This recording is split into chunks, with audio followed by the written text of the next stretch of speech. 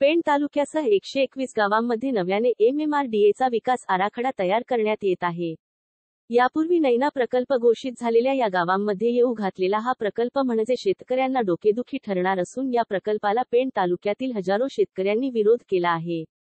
पेण येथील महात्मा गांधी सार्वजनिक वाचनालयाच्या सभागृहात आर्किटेक्ट अतुल म्हात्रे यांच्या नेतृत्वाखाली व संकल्प ग्राम समृद्धी प्रतिष्ठानच्या माध्यमातून अध्यक्ष महेंद्र ठाकूर यांनी शेतकऱ्यांना एकत्र येण्याचे आवाहन केले होते.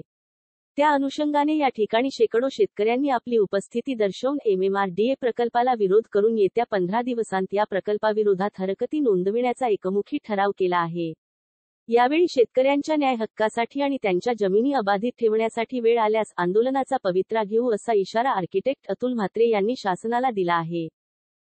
त्या उलट त्यांनी MMRDAची नियुक्ती करत असताना न्यू टाउन डेव्हलपमेंट अथॉरिटी म्हणजे NTDA म्हणून करण्यात आलेली आहे. NTDA याला MRTP ॲक्टमध्ये 113 प्रमाणे जे प्रावधान आहे ज्याच्यात शेतकऱ्यांची जमीन ही हस्तांतरित एक्वायर केली जाणार आहे. ॲक्विजिशनचं मॉडेल या क्षणी आपल्याला कल्पनेत नाही, पण जेवढी माहिती मिळते त्यानुसार असं लक्षात येतं की शेतकऱ्यांची जमीन ही अतिशय तुटपुंजा बेनिफिट देऊन एक्वायर केली जाणार आहे. आणि त्यामध्ये ह्या जमिनी ज्या पूर्वी जसं आपण ह्या भागामध्ये ऑब्झर्व केलेलं आहे उरण आणि पेणमध्ये ही सेसच्या माध्यमातून 2006च्या सुमारामध्ये जेव्हा सेससाठी एक्वायर केल्या जात होत्या प्रायव्हेट कंपन्यांमार्फत त्यांच्यानी तो जो काय ॲक्विजिशनचा जो त्यावेळेचा कार्यक्रम होता तो पूर्ण झाला नाही.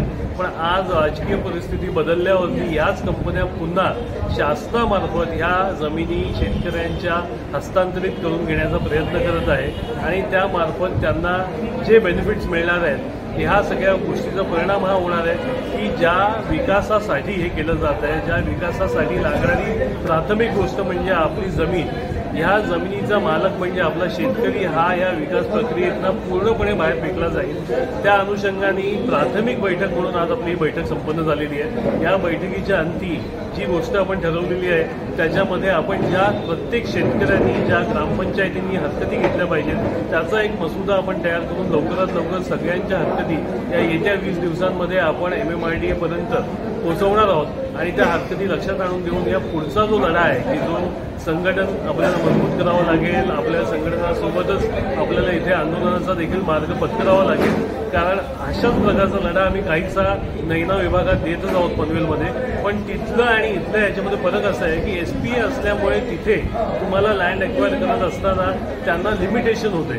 तिथे मी म्हणेन की बाबा त्या समुद्राच्या संथ लाटांवरती आम्ही जो प्रयत्न करतो ही सुनामी आहे, हिला रोखावंच लागेल. हिला रोखण्यासाठी आपल्याला फार मोठ्या प्रमाणात तयारी करावी लागेल.